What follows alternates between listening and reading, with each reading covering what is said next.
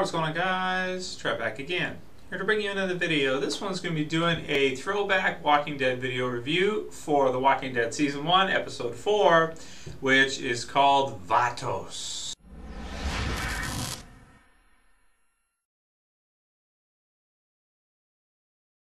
Okay, so for those of you guys who are fairly new to my channel, you might be wondering, why are you reviewing such an old episode at this point? And the reason for it being is because I initially had reviewed this in my first channel, which you can actually still see in this channel.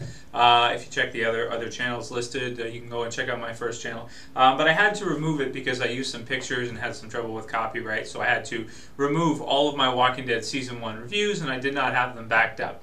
So, in order to have a complete section of reviews for The Walking Dead, I want to have reviews for absolutely every single episode. And the only ones that my channel is missing at this time are the last 3 episodes of The Walking Dead Season 1. Season 2 is there, Season 3 is there in their entirety, all the discussion videos, all the versus topics, all those different kinds of topics, predictions, everything. But I'm a completist. I don't want to have any gaps. I want to have a review for absolutely every single episode of The Walking Dead. So if people want to go back and watch maybe one of their favorite episodes or a review of it, because people do, even to this day, people still watch some of the Season 1 reviews that I have in Season 2 and things like that. They can go ahead and go back and watch that if they, because we're all such big Walking Dead fans. Plus, Under the Dome has been a mixed bag for me. I don't know if I'm going to do a review this week of it. It came down to, should I review Under the Dome Season 1 Episode 4, or should I review Vatos? So I was like, forget it. I'll just do Vatos. I'd rather watch that anyway, so maybe I'll watch Under the Dome later and do a review for that later. So, throwback review. Being able to go back and watch one of the earlier episodes and reflect on it now that we're further along in the series to give us some more insight is kind of fun to do since we know how everything turned out. Obviously, the main themes of this episode are basically, spoilers by the way, even though everyone should have probably seen this at least a couple times by now. This is my 3rd time watching it over, and I still enjoy it very much. Main themes. Recovering from the whole Merle on the roof thing, Daryl finding the hand there, so the parts with that, the bag of guns leading into meeting the Vatos characters, and then of course the camp at the end being attacked. So those are really the 3 main focuses of this episode. You have Jim, who has pretty good focus in this week's episode. We get to find out a little bit about him as it's 100 degrees outside and he's digging graves, essentially. He doesn't even really know why, or he can't explain why when he's first asked. The characters in the group become concerned, especially Dale, who's kind of taken on the role of, I want to say, like a fatherly figure in the group. He even has a point in this episode near the end of it where he's doing some, talking about some philosophy at the campfire as relating to time, things of that nature. So he really feels like, like the fatherly figure of the group. Very cool to have, it's sort of to maintain that sense of humanity and a surrogate father, so to speak, for everybody there, which doesn't end here. That goes on further, and then since he's killed off sooner, Herschel sort of assumes that role with the whole "Rick, get back here," if you guys remember that, and all kinds of things that he says and does, and Rick going to him for advice kind of fills Dale's spot. But it's cool to see, having Jeffrey DeMunn there as Dale in this one, and up until the end of Season 2, really. He's a fun character too. So him and Jim, I enjoy seeing them two a lot because obviously they're not around anymore in the series. So it's kind of special when you get to see some things from them. Scene I love when Jim's kind of got heat stroke and he's freaking out, and Shane takes him down after he takes a swing at Shane with the shovel. Shane takes him down and he says, "Don't worry, Jim, nobody's going to hurt you." And great quote, one that people even still bring up in the chat sometimes in the videos and stuff. He says, "That's the biggest lie there is." That's basically the same thing he told his wife and kids, before they were eaten, essentially. And then after, he says a few more things, and he says, "The only reason I got away was because the dead were too busy eating my family." So that's a really brutal one, and it kind of gives you an idea of why he behaves the way he does and why he's just shut down. You can kind of think of it as like, what if both Lori and Carl died at that time for Rick, how would he respond? How would he behave? It'd be totally different. He'd be probably shut off, and he really wouldn't care too much about anything. Similar to how Jim would act too. So we can all kind of relate to that. And also the idea of him at first digging, not really knowing why, not remembering why, something about a dream he had, and then after, at the end of the episode, saying, now I remember why I was digging, or I remember the dream, or whatever the case may be. So I like that whole, sort of hinting at what was about to happen, and then afterwards him being like, oh yeah, that's why I was digging, and those graves are going to come in handy now. So I liked all of those things. In terms of the Daryl and the group going through Atlanta to see, to see if Merle's there and everything like that. That's pretty exciting stuff. I like how Daryl goes after it, and he gets the hand, and he notices that Merle must have cauterized the hand and gotten away, and then that the van was missing, or their vehicle was missing at the end of the episode, was really cool stuff too. Of course, later on we find out that the governor and Woodbury actually was there and were able to help Merle off the rooftop, were able to help him get away. So that was good stuff. Really cool in hindsight to kind of go back and watch that and be able to put the pieces together now as well too. There's some foreshadowing here. Daryl says, I didn't notice this before, but when they're leaving, he says, he says, I wonder how long, or something, how long can they last, as he's talking about the Vatos after they leave. Because it's like, yeah, they're inner city, in Atlanta. You've got the elderly people there that they're trying to protect. It really doesn't feel like they're going to really be able to make it very long by themselves, the location they're in. And at first, when I first watched this episode a couple years ago, I really felt like it didn't make sense that the Vatos would even be there to begin with in that location. And it's kind of convenient that Rick and the group run into them and they see the bag of guns and everything like that. But I guess nowadays, when I think about it again, it does feel kind of natural, because if you think about it, number one, as Daryl says, they actually don't survive very long. The governor's group attacks them and takes all their stuff. So they, first of all, they're there now because this is like the beginning of the zombie apocalypse.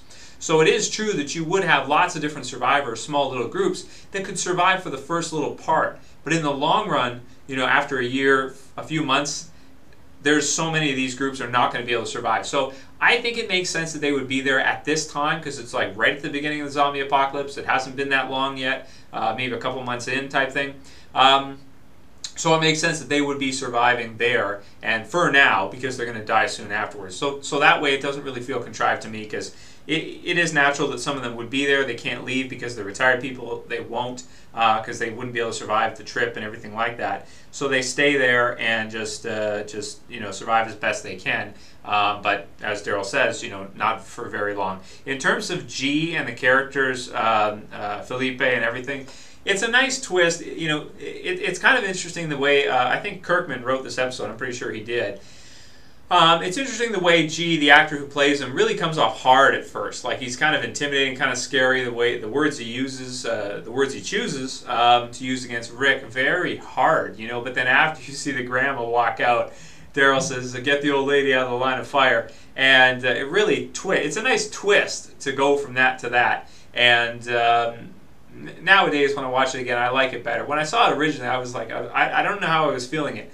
Maybe it's because it wasn't in the comic book and it was added on. But nowadays, when I think about it, yeah, it doesn't really feel contrived. It actually does feel pretty natural, because there would be small little splinter groups in bad locations at the beginning. And maybe they'd be able to make it for a little while. But if they're in a bad spot, sooner or later they're going to get overrun, or somebody's going to take them over, this kind of thing. And that does end up happening to them. So it matches better, I think, and it makes more sense when you think of it that way. And I do like the Vatos for the most part. The whole trade thing with Glenn and all that, it's pretty exciting. It's pretty interesting. So I did enjoy that quite a bit. There are a few slow spots in the episode, which is okay, because there's some really exciting stuff too. But at the beginning, you have Andrew and Amy sitting in a boat. That scene for me goes on too long. I don't really care for that one as much. I mean, they catch a lot of fish and all that stuff, but there are a number of slower parts in this episode that maybe detract from it a little bit. And let's see. The funny part, when the grandma thinks that Rick is there to arrest Felipe. That's pretty genius, because he's wearing his cop outfit and everything, and then Rick has to explain to her, no, I'm not here to arrest your grandson. where he's helping me find a missing person. So I really like the way they worked that all in, and it was kind of new and funny and exciting at the same time. So there's a lot of different elements coming together with that whole thing of funny, exciting, tense, all these relief after, and then of course they realize that they're at the end that their vehicle's gone, so they gotta get back to the campsite as fast as they can, which they of course do. And then the ending of this episode is of course extremely exciting. For those of us who read the comic series before watching it, we already knew what was going to happen with Amy in particular, but there was a lot of other characters too, like Ed. That was pretty fun to see him get it too, and just other like random survivors that were part of the group that I didn't even really know were there because they weren't shown really, that you got the sense that the walkers that came in, it was a good size, well, maybe about 10, 20, a couple dozen maybe walkers that came through, really killed a good number of survivors, maybe like 4 or 5, maybe a few more type survivors, in this episode. I think in the next episode Shane says how many. Did he say 7? I forget exactly. I have to watch the episode again. It's been a couple years since I've seen the next one. So all in all, it was a really good episode. It's not one of my favorites from season 1 because I generally, the Vatos for me, I don't know how I feel about it. Like I was explaining before, I do like the idea now, but for some reason at first I was like it's a little bit too unbelievable that you have retirees surviving. But then again, you do have members of Rick's group at that time, like Ed, who's defenseless, can't even defend himself against one female walker. Amy, who's totally defenseless, can't even move out of the way when a walker's coming towards her and bites her in the arm and all that. So there are a good number of survivors that are with groups that are not strong enough to survive on their own. And we even see that later on too with Milton and characters like that because they're being protected by others, they're able to survive. So, it does make sense to that degree. So, it's not one of my favorite episodes, but I do like it very much, even still. And I do have to give it a good rating because there's only a couple small parts and there's only a couple things in it. It does have a really nice mix of tension, excitement, with the slow little character development parts. And then, of course, at the end, the huge payoff, and it adds something that the comic series didn't have, which is the Vatos group, which is fun now, and I do like it, and kind of finishes off that Merle storyline for season 1 until we see him for season 3. So that's all good stuff. So I'm going to give this episode a 9 out of 10. I do think it's a great episode, even still. Just for some reason, for me personally, it's not one of my favorites for season 1. I don't exactly know why, but it's not. Pretty funny part when Daryl shoots Felipe in the ass with the arrow. I love that part. So that's pretty good too.